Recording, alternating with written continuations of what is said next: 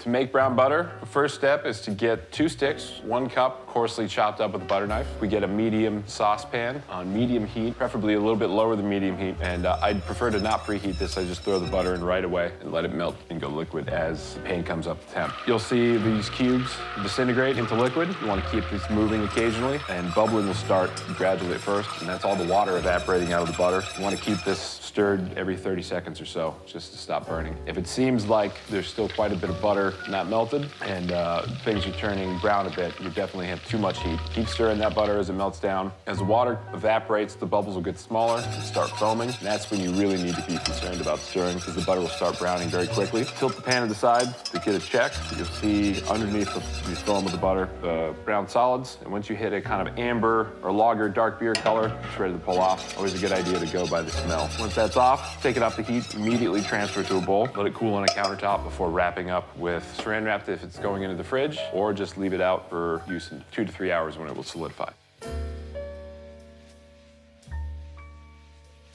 The easiest way to get this out of a bowl is something like a spatula, frosting scraper. Just go around the edge, scrape that out. It smells almost like caramel or toffee, adds a ton of flavor. Once we get that in our bowl, the next step is to get this blended up. We're gonna use a hand mixer today.